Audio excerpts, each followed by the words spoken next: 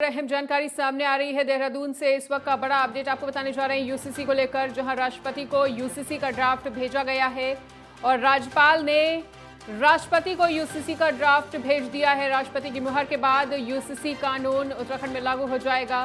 उत्तराखंड में राष्ट्रपति की मुहर के बाद लागू होगा यूसीसी। तो राष्ट्रपति को यूसीसी का ड्राफ्ट राज्यपाल द्वारा भेज दिया गया है और राष्ट्रपति की मुहर लगने के बाद ही प्रदेश में यूसीसी लागू कर दिया जाएगा। उत्तराखंड में राष्ट्रपति की मुहर के बाद लागू होगा यूसीसी। तो राज्यपाल ने राष्ट्रपति को यूसीसी का ड्राफ्ट भेज दिया है और जैसे ही राष्ट्रपति यूसीसी पर मुहर लगाती हैं, उसके बाद तुरंत ही तत्काल प्रभाव से यूसीसी प्रदेश में लागू किया जाएगा। तो राष्ट्रपति को भेज दिया गया है यूसीसी का ड्राफ्ट राज्यपाल ने और राष्ट्रपति की मुहर के बाद यूसीसी कानून लागू हो जाएगा प्रदेश में। उत्तराखंड में राष्ट्रपति की मुहर के बाद लागू होगा यूसीसी। और बड़ी खबर, अहम जानकारी आपके साथ साझा कर रहे हैं नेटवर्क 10 पर, जहां राज्यपाल ने राष्ट्रपति को यूसीसी का ड्राफ्ट भेज दिया है और राष्ट्रपति की मुहर लगने के बाद यूसीसी लागू हो जाएगा। और इसी बड़ी खबर पर अधिक जानकारी के लिए हमारे साथ हमारे सहयोगी ज्ञानेंद्र तिवारी एक बार फिर से जुड़ने जा रहे हैं। तो ज्ञानेंद्र, उत्तराखंड में राष्ट्रपति की मुहर के बाद यूसीसी लागू हो जाएगा। इस बिल के लिए प्रदेश कितना तैयार, प्रदेश की जनता कितना तैयार? देखिए, उत्तराखंड के अंदर हमने देखा था 2022 के विधानसभा चुनाव के पहले किस तरीके से मुख्यमंत्री पुष्कर सिंह धामी ने चुनाव के दौरान राज्य की जनता से वादा किया था और ऐसे में सरकार आने के बाद इससे संबंधित एक कमेटी का गठन किया है। और अब जिस तरीके से उत्तराखंड के विशेष सत्र में इसे पारित कराया गया और राज्यपाल के अनुमोदन के बाद इसे राष्ट्रपति के लिए भेजा गया है। आज अगर हम देखें, राष्ट्रपति के अनुमोदन के बाद राज्य के अंदर यूसीसी से संबंधित जो कानून है वो लागू होता हुआ नजर आएगा। और जिस तरीके से मुख्यमंत्री पुष्कर सिंह धामी इस बात को दोहराते हुए नजर आ रहे हैं कि इस कानून के लागू होने के बाद कहीं न कहीं महिलाओं को एक राज्य के अंदर एक जो सम्मान है उस सम्मान में बढ़ोतरी होती हुई नजर आएगी।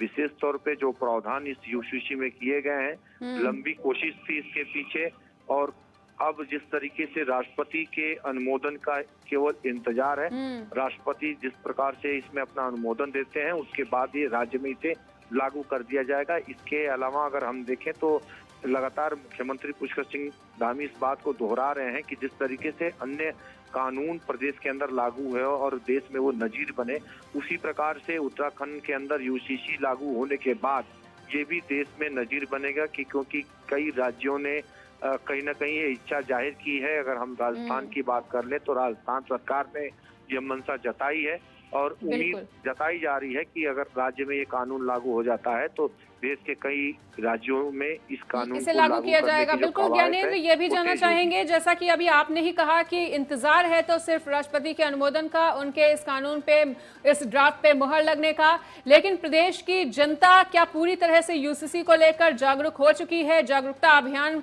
सरकार की तरफ से चलाया जा रहा है प्रदेश में?